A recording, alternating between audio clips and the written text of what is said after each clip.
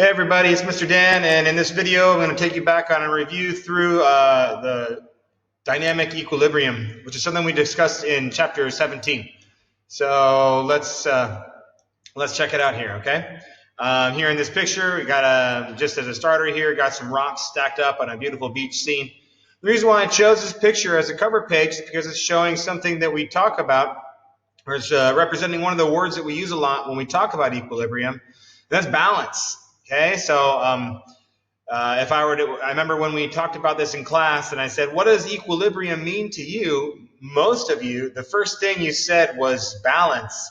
And so that is an important thing that's going on here. And here we see these rocks that are balanced, and it's a bit asymmetrical, and that's a good representation as well of what equilibrium can look like.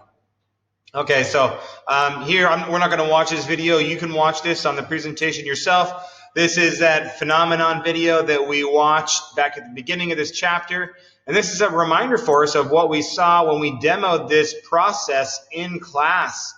Depending on who it was, all I remember is that it was Title and Toffs who were in a competition. But think back to this phenomenon. We played this out in class. How is equilibrium achieved in this phenomenon? How did we do it? What did the equilibrium point look like? In this video and in class, we did this in two separate ways, and the equilibrium in the end looked different both times, but they still had balance, okay? So balance doesn't always look symmetrical. Sometimes it looks a bit asymmetrical. Okay, so you watch that on your own. What is dynamic equilibrium, though? It is a state of balance between products and reactants. So equilibrium is suggesting sort of an evenness on two sides, and dynamic is talking about a movement. So whenever you see dynamic, it means forward and backwards, up and down. There's movement going on. And so that movement that's happening in this is it's a chemical movement. It's chemical reactions. And so we need chemical reactions that can go both forwards and reverse. We call these reversible reactions. Okay? And we use, instead of the traditional arrow, we use this double arrow right here going forwards and backwards when we talk about reversible reactions and equilibrium. Well, there's no reversing going on between these two pictures. I just wanted the image here. But this picture over here on the left, right? Like, hopefully you remember doing this this online lab experiment where we took the two different sides, and we were kind of I really just wanted you to play around with this simulation to see what different equilibriums can look like. You can change different factors in this, and so it's kind of just a exploration for you to do on your own. But here in this picture, we're seeing a very balanced equilibrium where the energy levels of the reactants and the products are the same. The height that they have to overcome is the same. Even the numbers on both sides are the same. So this is a system at equilibrium here. And I wanted to show this to you again. When you look at this presentation on your own, if you choose to do that, I encourage you to do so. You can click on this and it will take you to that site. So just by this, I clicked on it here and it's going to take me. And remember, for this, you have to have Java installed. It's not an HTML version, unfortunately. They have not updated this one yet. But PET here, they've been doing lots of stuff, and this is a really great one to see dynamic equilibrium. So I encourage you to go back, open this up, and play with it some. See what it's like, you know? I lost my picture again. I wish I hadn't. Okay, so anyways, that's this one here. Equilibrium, so point number 2 here, equilibrium happens when the forward and reverse reactions are happening at the same rate. And that's what this graph over here is showing us, okay? And it's actually very similar to a graph that I showed you yesterday when we were talking about reaction rates. We have to know a bit about reaction rates if we want to describe a chemical system at equilibrium. Here we see reactants, reacting and their concentration decreasing as that reaction takes place. That makes sense. We're using those things up, right? Maybe you've got I don't know, how about gasoline in your car, right? There's a chemical reaction, a combustion reaction going on there, and as you drive your car, you run out of gasoline, right? If you don't fill it up eventually, so the concentration of reactants is going down. Meanwhile, the concentration of the products is going up. We're producing stuff as that reaction takes place. Eventually, in a chemical reaction, you will get to a point where the reaction becomes stable. And that's what we're seeing here. You see the products and the reactants are no longer changing. And so this is the point where we say it's at equilibrium. Happened at whatever time this is about here. Okay, this is equilibrium, where the rate of change for the reactant and the product is the same. This flat line here indicates that there's no change going on. So systems don't always start at equilibrium, but they will find their way there eventually. Be it that the forward and reverse reaction are happening simultaneously, or maybe the reaction comes to a complete stop because all of the reactants have been used. That could be the case too. Either way, in the end, it's at equilibrium because the forward and reverse are happening at the same rate. Okay, so that is what dynamic equilibrium is. Next, I'm going to talk to you a little bit about the idea of where is this balance struck? Where do we find this balance? And so I've got a few examples of balancing up here. Here we've got the classic seesaw or teeter-totter, depending on how you learned it. Okay, and you can see there's balance, right? The board itself is flat, but it doesn't look exactly balanced the way we typically would expect it to be. We've got a very small person on one side and a very large person on the other. So in order to find that center of balance, right, the fulcrum needs to go way over here to the right in order for this thing to balance out. Right? This gives a greater force pushing down for this young child and a lesser force for this large person over here. Okay, here we see balance in the rocks. Okay, they've got a unique balance point for all these. I challenge you to balance some rocks at home. Here's an example that some of you did in your labs. This is just condensation going on inside of a bottle. There's a physical process going on of evaporation and condensation. Okay, the bottle is filled with water vapor, and it's condensing here, and even these droplets are evaporating and recondensing all over the place. And so this is a back and forth of liquid water to gaseous water, back and forth, and eventually this will happen at a specific point where it balances out. As long as you don't change the temperature, it will remain at that point. But you could change the look of this bottle by changing the temperature. Maybe you decrease the temperature. You probably have less condensation because there'd be less evaporation. Or you could increase the temperature, which would create more evaporation. Okay. And then the tug of war, and then there's this one here. You could go find this, make this on your own. See, how can you make this happen? How long does it take to make this happen if you go back to that simulation? I encourage you, please go try, play with it. All right, so those are some visual ideas of where does a system find its balance and what does that balance look like. Let's talk a little math and chemistry about how this happens. Okay, so there's a thing called the equilibrium constant. And this is something that can be calculated from a reversible chemical reaction. It's a really easy calculation, and I'll show it to you here. What this equilibrium constant is, it's a ratio of the molar concentrations of components in the reaction. So how many moles per liter would be a molar concentration? And you'd have to be given this number or calculate it from an experiment. So this is about what it looks like. Remember these brackets here? Those, when you see something inside of brackets like this in chemistry or science, it means concentration. So the concentration of products divided by the concentration of reactants. This fraction will tell us something. Okay, so if we're given a particular chemical reaction like this one here, okay, here the lowercase a's are representing the coefficients. So it's going to tell us how many moles or molecules, depending on how you want to look at it, but how many moles, we'll say, of A, how many moles of B. So the little a is the coefficient, the big A is the actual substance itself.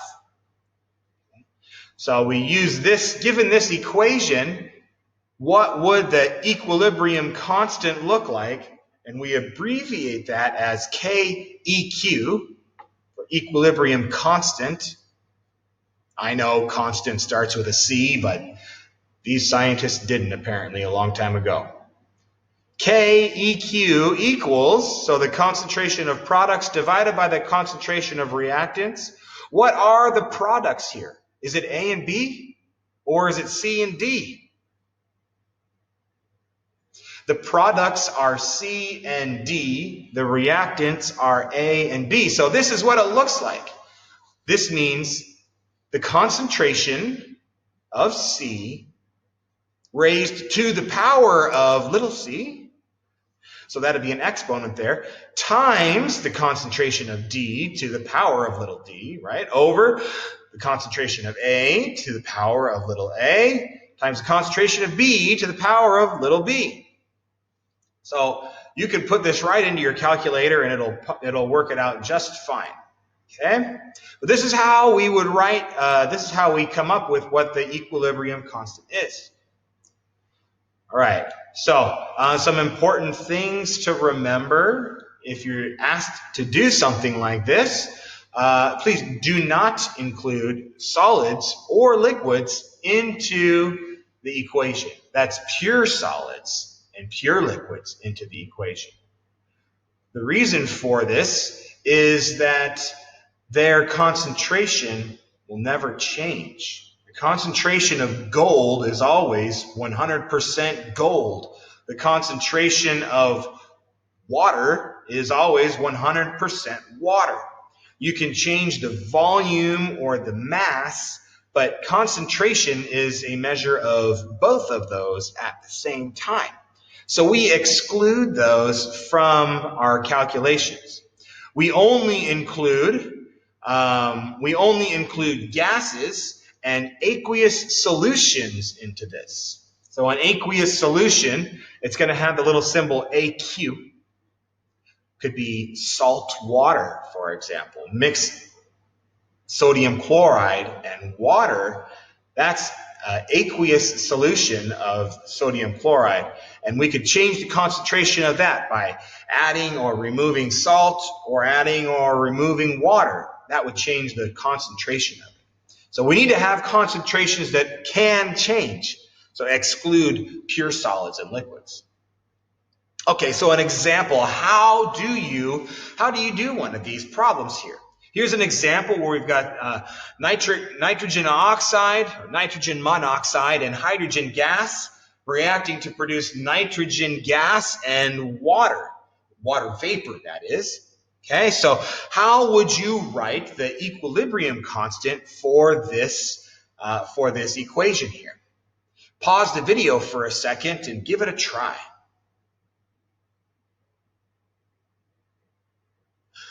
Well, if you didn't pause the video, that was a few seconds of awkward silence. But if you did pause the video, this is what you hopefully wrote.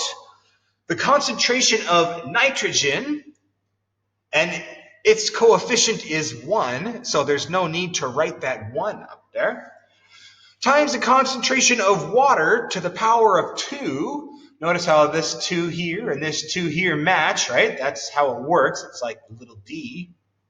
Divided by the concentration of nitrogen monoxide to the power of 2 times the concentration of hydrogen gas to the power of 2. So hopefully you got that right. If you want to have some more practiced problems, you can go ahead and click here and it will take you to another slide that has some links for some practice problems. Okay, so one here just going to take you to Khan Academy. This Khan Academy is always great if you like it, and you can start here by just writing equilibrium constants, or I mean, if you want to, you can come all the way back up, watch all these videos, do all these practices. There's nothing wrong with that. Okay, so looks like you got to get 7 of them right here. I won't tell you which one it is, but well, good luck. Good luck there on that one. Another one that you can try out is this link here, going to take you to, called Chem LibreText. I've sent you here for some reading material before, and this has got actually like a whole bunch of really good stuff here. There's a bunch of topics that you can go through.